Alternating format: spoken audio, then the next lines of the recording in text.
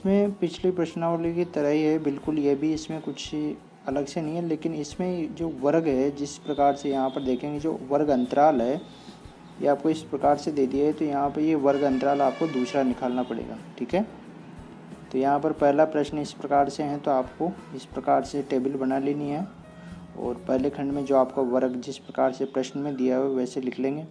अब इसके बाद में x निकालते हैं, मतलब जो वर्ग है इसी से अपन x निकालेंगे, जो ये आपका वर्ग अंतराल है इसी से आपको x निकालना है। ठीक है, अब x निकालेंगे तो आपको क्या करना है, x जब भी निकालेंगे तो आपको दोनों संख्या, जैसे यहाँ पर 0 से 10, तो इन दोनों को जोड़ेंगे, तो 0 से 10 को जोड़ा तो हो गया आपका 10, 10 में 2 का भाग देंगे तो आ जाएगा 5, तो x हो गया, इसके संगत में x हो जाएगा 5। अब इनमें अंतराल कितने का आ रहा है, 10 का आ रहा है, जैसे 0 से 10, 10 से 20, 20 से 30, इस प्रकार से ये 10 का अंतराल आ रहा है, तो आपको क्या करना है, इनको 10-10 जोड़ के पूरे को लिख देना है। ठीक है, इसके बाद में आपका f मतलब बारंबारता, f मतलब होता है फ्रिक्वेंसी, तो फ्रिक्वेंसी का f यहाँ से प्रदर्शित करेंगे, तो इस प्रकार से आपके प्रश्न में दिया हुआ है बारंबारता, तो उसको यहाँ से लिख लेंगे। ठीक है, लिखने के बाद में आपको f आपका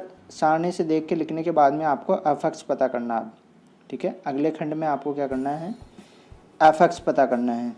ठीक है, मतलब कि f और x का गुणन आपको पता करना है। ठीक है, तो यहाँ पर देखते हैं f कितना है, 9 है, और x है आपका 5, तो 9 पंजे 45। ठीक है, इस प्रकार से इसके नीचे फिर 12 है और 15 है, या 15 है या 12 है। ठीक है, तो 15 को 12 से गुणा करेंगे तो ये 180। ठीक है, यानी कि यहाँ पर आपस में आपको गुणा करके इनको लिखना है। ठीक है, इसके नीचे फिर 25 को 15 से करेंगे तो ये आ जाएगा 375। ठीक है, और इसके नीचे है 35 को 10 से करेंगे तो ये आ जाएगा 350, और इसके नीचे है 45 × 14, इनको आपस में गुणा करेंगे तो इनका गुणनफल आ जाएगा, f(x) जो है वो आ जाएगा आपके पास 630। ठीक है, इस प्रकार से ये f(x) आपके पास निकल के आ जाएगा सभी। ठीक है, अब यहाँ पर सिग्मा f, ठीक है, f के जितने भी मान हैं इनका आपको योग पता करना है। ठीक है, f के मान क्या है, जैसे 9, 12, 15, 10, 14, इनका योग करना है आपको, तो वो जो योग आएगा वो योग क्या होगा, सिग्मा f(i) होगा वो। ठीक है, आई का मतलब है कि जैसे f(1) हो गया आपका 9, f(2) 12 हो गया, f(3) 15 हो गया, f(4) 10 हो गया, f(5) 14 हो गया। तो इस प्रकार से ये f(1) इस प्रकार से जो सिग्मा का जो चिन्ह है ये योग को दर्शाता है, तो यहाँ पर इनका योग करना है आपको। ठीक है, तो योग कर लेंगे, यहाँ पर इनका योग करने के बाद में आगे वाले खंड में भी आपको इसी प्रकार से करना है, सिग्मा f(x) का योग करना है आपको। ठीक है, जो आपको मिलेगा 1580 आपका योग आ जाएगा। ठीक है, अब ये योग आ जाने के बाद में आपको क्या करना है, प्रश्न में क्या पूछ रहा है, आपको समांतर माध्य पता करना है। ठीक है, तो समांतर माध्य x बार के रूप में भी प्रदर्शित कर सकते हैं इसे। ठीक है, समांतर माध्य को प्रदर्शित करने के 3 तरीके हैं, या तो समांतर माध्य और x बार। तो यहाँ पर समांतर माध्य या x बार का जो फॉर्मूला है वो लगाएंगे, sigma f(x) upon sigma f।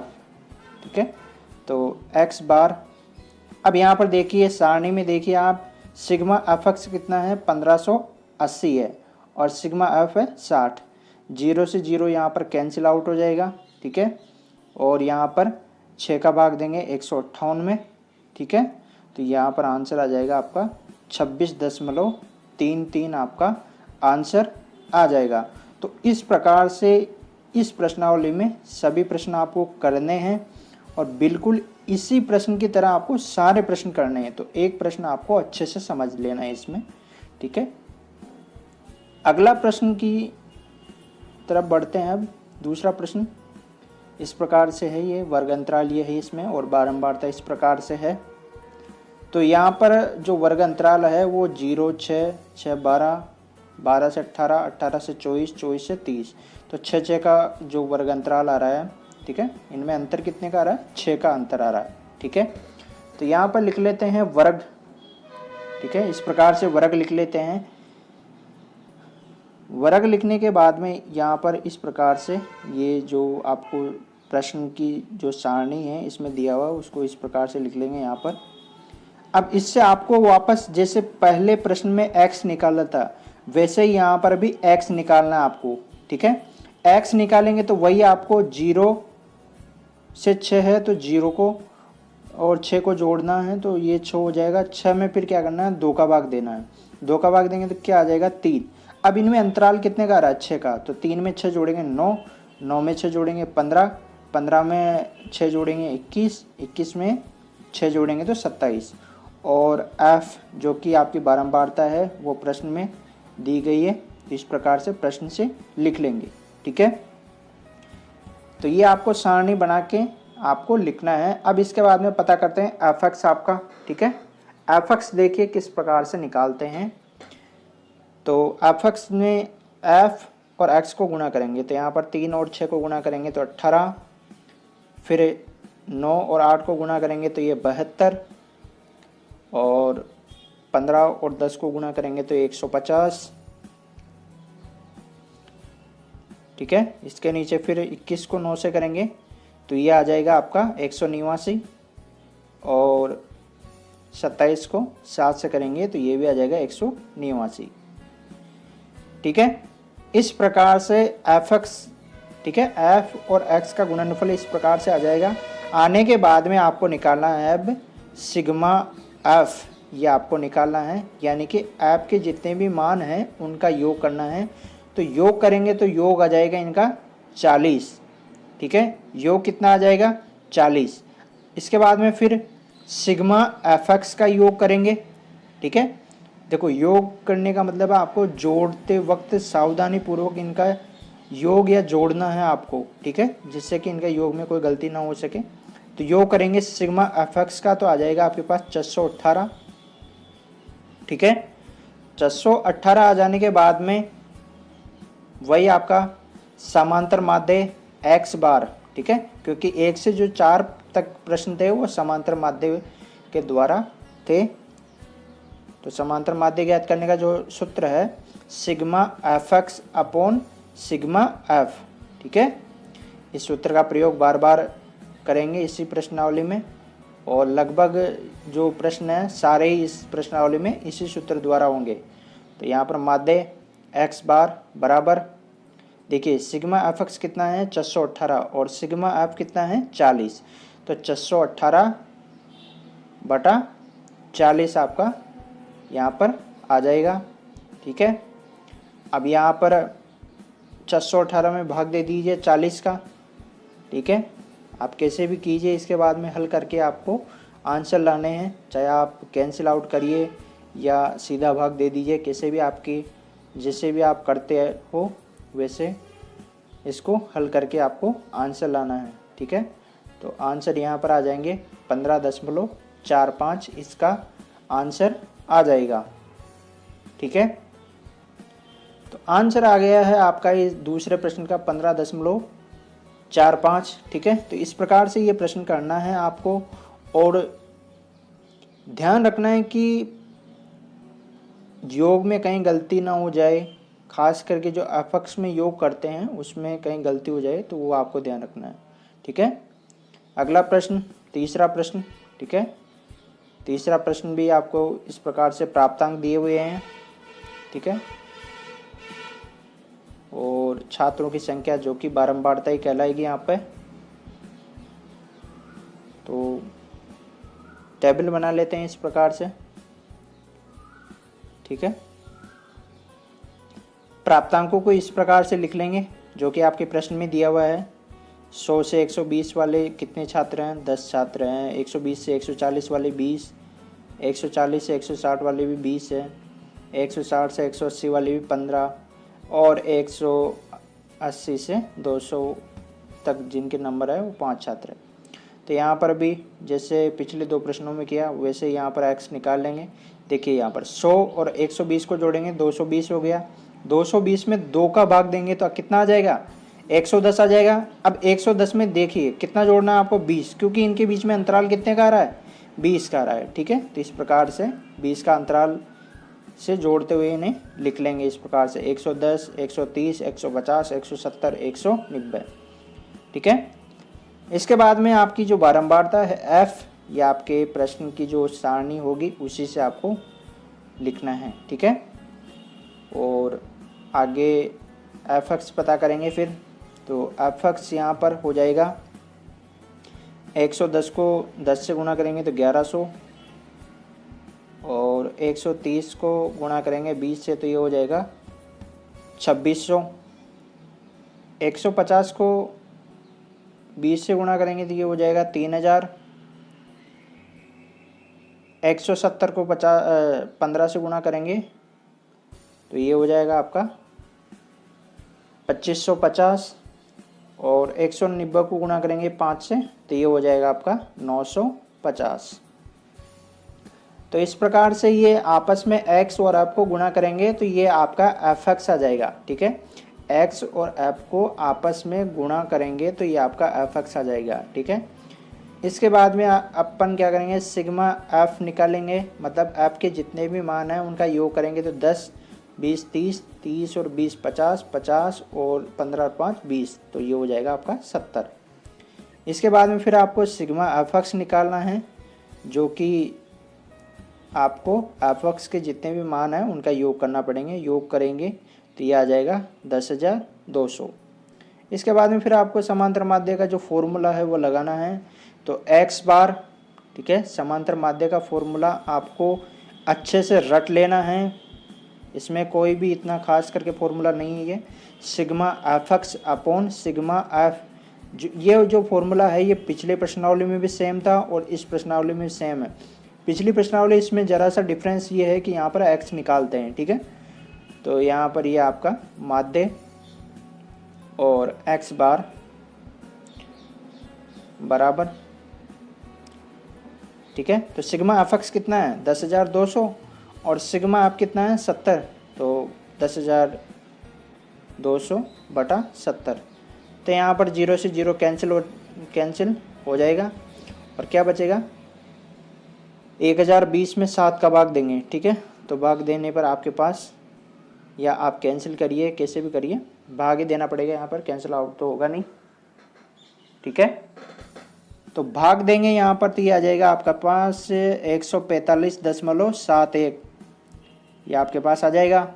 ठीक है, तो इस प्रकार से भाग देने के बाद में आपके पास आंसर आसानी से आ जाएगा। ठीक है, तो बहुत ही आसान प्रश्न है, 1-2 प्रश्न आपको अच्छे से समझ में आ गए तो बिल्कुल पूरी प्रश्नावली समझ में आ गई।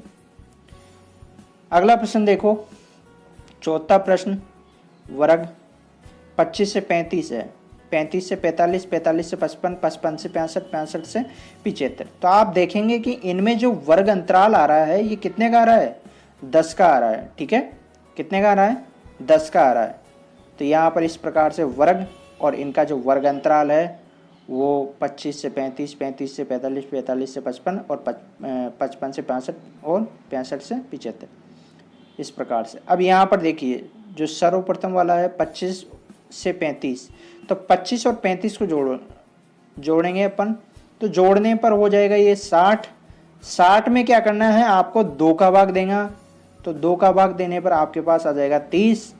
अब अंतराल कितना का है, 10 का, तो जोड़ते चलो 10 10, 30 में 10 जोड़े तो 40 हो गए, 40 में 10 जोड़ेंगे तो 50 हो जाएंगे, 50 में 10 जोड़ेंगे तो 60, और 60 में 10 जोड़ेंगे तो 70। तो इस प्रकार से ये x निकालना है, और यही इस प्रश्नावली को पिछली वाली प्रश्नावली से अलग करता है, बस इतनी सी बात है। ठीक है, तो यहाँ पर ये x निकाल लिया है। इसके बाद में f आपके प्रश्न में दी हुई है बारंबारता।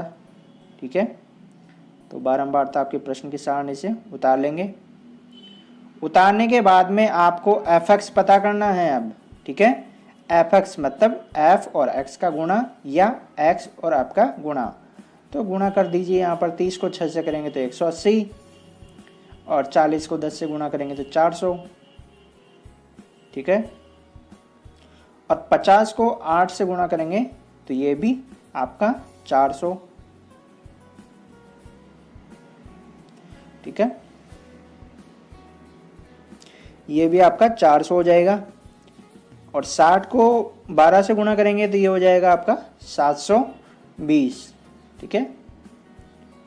और 70 को 4 से करेंगे तो ये हो जाएगा आपका 280।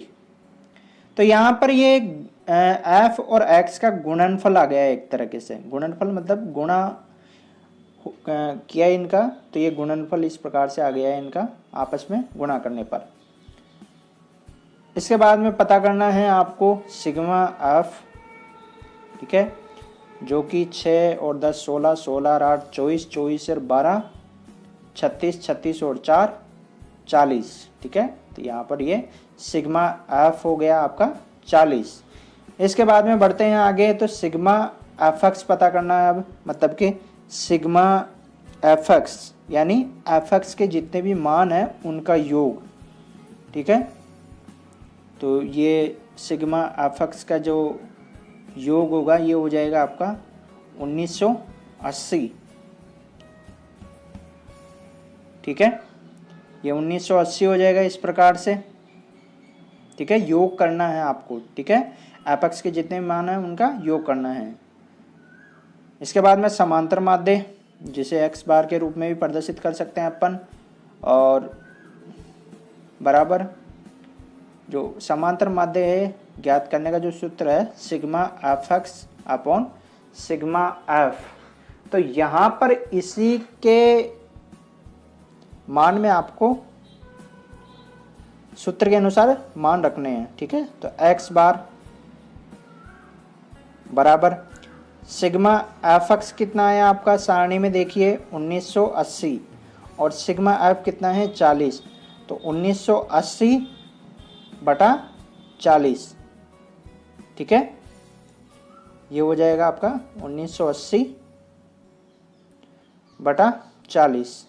अब यहाँ पर 0 से 0 कैंसिल आउट हो जाएगा, ठीक है, और 198 में आप सीधा 4 का भाग दो तो ठीक है, नहीं तो आप कैंसिल आउट कर भी इसका हल प्राप्त कर सकते हैं, ठीक है।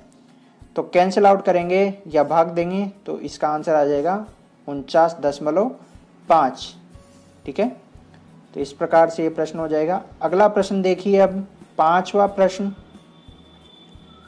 निम्न बारंबारता बंटन का माध्य ज्ञात कीजिए, ठीक है।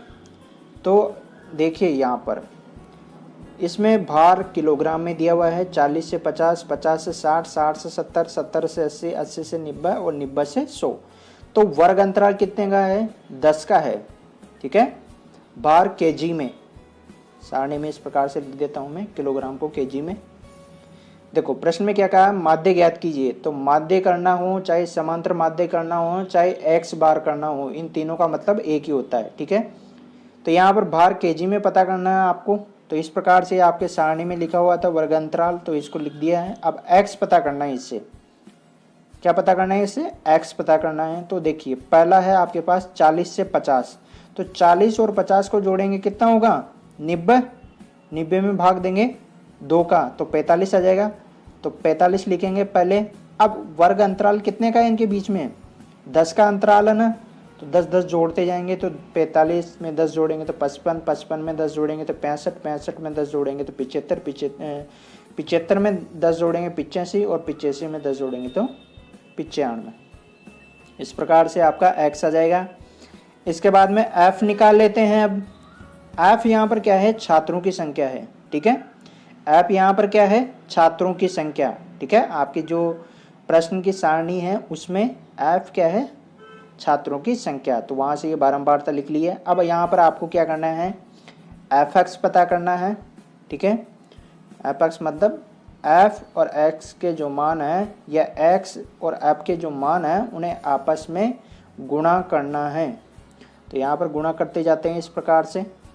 45 को 10 से किया तो 450, 55 को 25 से किया तो 1375, 65 को 28 से किया तो 1820, और 75 को 12 से करेंगे तो ये हो जाएगा 900, और 85 को 10 से करेंगे तो ये हो जाएगा 850, ठीक है।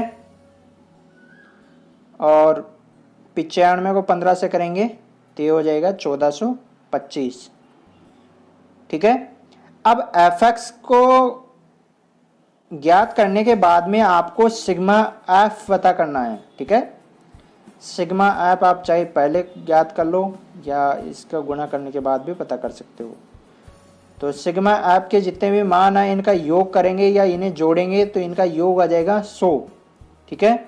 और सिग्मा एफ एक्स, ठीक है, सिग्मा एफ एक्स के जितने मान हैं या एफ एक्स के जितने मान हैं इनका योग करेंगे तो ये आ जाएगा 6820 या 6820, ठीक है। ये आ जाने के बाद में आपको वही आपका समांतर माध्य का सूत्र लगाना है, ठीक है।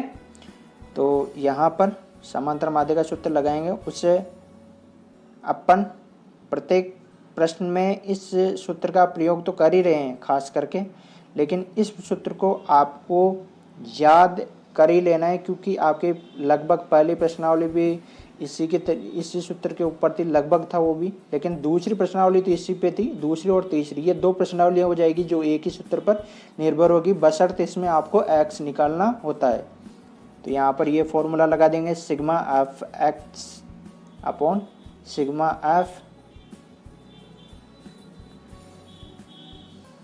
तो यहाँ पर इसके बाद में x बार भी लिख सकते हैं इसे, बराबर सिग्मा एफ एक्स का मान कितना आया था आपके सारणी में, देखिए 6820 या 6820 बटा सिग्मा एफ का मान कितना था 100।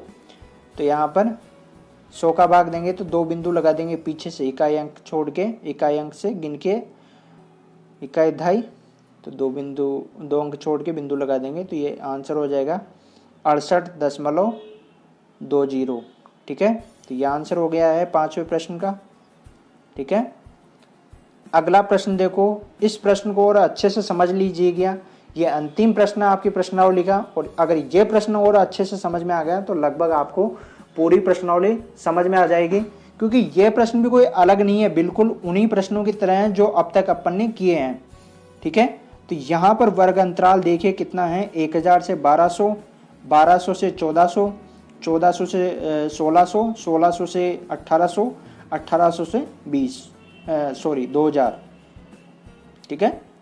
तो यहाँ पर जो ये 1000 से 1200 है, ये क्या है, प्रतिमाह वेतन है जो कि रुपयों में है, और कर्मचारियों की संख्या जो आपकी बारंबारता लेंगे वो कर्मचारियों की संख्या है यहाँ पर, ठीक है। तो यहाँ पर इस प्रकार से सारणी में लिख लेंगे प्रतिमाह वेतन, ठीक है, रुपयों में, तो इस प्रकार से ये रुपयों में हो जाएगा, ठीक है। अब यहाँ पर देखिए x निकालेंगे तो किस प्रकार से निकालेंगे, ठीक है। ये तो अपन ने प्रश्न के जो आपको दिया होगा उसके अनुसार सारणी बना ली है। अब यहाँ पर जो x निकालेंगे वो भी बिल्कुल पिछली जो प्रश्न किए हैं उन्हीं की तरह निकालेंगे।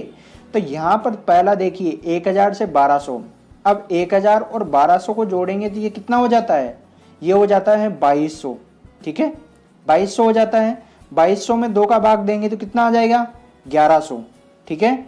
अब 1100 में क्या करना है आपको, वर्ग अंतराल कितने का है, मतलब जो इनके बीच में अंतराल है वो कितने का है, 200 का है, तो 200 बढ़ाते चलना है आपको, ठीक है। 1100 में 200 जोड़ेंगे 1300, 1300 में 200 जोड़ेंगे 1500, 1500 में 200 जोड़ेंगे 1700, 1700 में 200 जोड़ेंगे तो 1900, ठीक है। ऐसे पता कर सकते हैं, या दूसरा आपको ऐसे अंदाज़ा लगा सकते हो कि 1000 और 1200, तो इनके बीच में जैसे जिस प्रकार से ये संख्या है तो इनके बीच में कौन सी संख्या हो सकती है, तो 1100 हो सकती है। 1200 से 1400 के बीच में कौन सी ऐसी संख्या है, ठीक है। या सीधा शॉर्ट में बताऊं मैं आपको, तो जैसे यहाँ पर जो 100 है इनको हटा दीजिए, जैसे यहाँ पर 10 और 12 है तो 10 और 12 के बीच में कौन सी संख्या आती है, 11 आती है तो 1100। 12 और 14 के बीच में कौन सी संख्या आती है, 13 आती है तो 1300। 14 और 16 के बीच में कौन सी संख्या आती है, 15 तो 1500। 16 और 18 के बीच में कौन सी संख्या आती है, 17 तो 1700। 1800 और 18 और 20 के बीच में कौन सी संख्या आती है, 19 तो 1900, ठीक है। तो इस प्रकार से यहाँ पर बारंबारता निकाल लेते हैं। अब एफ निकाल लेते हैं यहाँ पर। ठीक है, आप देखिए क्या है यहाँ पर आपके प्रश्न में 10, 20, 20, 15, 5 यह आपकी बारंबारता दी हुई है प्रश्न में। ठीक है, जो आपका प्रश्न है उसी में दी हुई है ये बारंबारता आपको। ठीक है, इसके बाद में एफ एक्स पता करते हैं अब। ठीक है, एफ एक्स कैसे पता करते हैं, अभी तक आपने अगर इतने प्रश्न देखे हैं तो उनके आधार पर आपको समझ में आ गया होगा कि एफ और एक्स को आपस में गुणा करते हैं तो एफ एक्स का मान निकल जाता है। तो यहाँ पर 1100 को 10 से गुणा करेंगे तो ये 11,000, 1300 को 20 से गुणा करेंगे तो ये 26,000, 1500 को 20 से गुणा करेंगे तो ये आपका 30,000। ठीक है, और 1700 को 15 से गुणा करेंगे तो ये आ जाएगा आपका 25,500, और 1900 को 5 से गुणा करेंगे तो ये आ जाएगा आपका 9,500। ठीक है, इस प्रकार से ये आ जाएगा। अब इसके बाद में क्या करना रहता है आपको, इसके बाद में आपको पता करना रहता है सिग्मा एफ। तो सिग्मा एफ पता कर लेते हैं। यहाँ पर कितना है 10 और 20 कितना हो गया 30, 30 और 20 50, 50 और 15 और 5 कितने हो गए 20, तो 50 और 20 70। तो सिग्मा एफ का मान कितना हो गया 70। ठीक है, इसके बाद में सिग्मा एफ एक्स का मान या एफ एक्स के जितने भी मान हैं उनका योग, तो योग कर लेते हैं। यहाँ पर सिग्मा एफ एक्स पता करेंगे तो यहाँ पर योग आ जाएगा 1,02,000। ठीक है, ये इनका योग आ जाएगा 1,02,000 इनका योग आ चुका है। अब वही आपको सूत्र लगाना है समांतर माध्य या एक्स बार का, जो कि क्या होता है सभी को पता चल चुका होगा अब तक। तो sigma F x upon sigma F. ठीक है, तो यहां पर अपन देखेंगे कि सारणी में सिग्मा एफ एक्स कितना आ रहा है 1,02,000 आ रहा है। ठीक है, और सिग्मा एफ कितना आ रहा है 70। तो यहां पर एक्स बार बराबर सिग्मा एफ एक्स है 1,02,000, तो ये सिग्मा एफ एक्स की जगह तो 1,02,000 और सिग्मा एफ की जगह 70। ठीक है, अब यहाँ पर 70 का जो इकाई अंक 0 है तो 0 से 0 कैंसिल, उसके बाद में अपन भाग दे लेंगे। ठीक है, भाग देने के बाद में आपके पास आ जाएगा 1457.14। ठीक है, ये आपका आंसर आ गया है। वीडियो अच्छा लगा हो तो दोस्तों लाइक करें, शेयर करें और चैनल को सब्सक्राइब करना ना भूलें।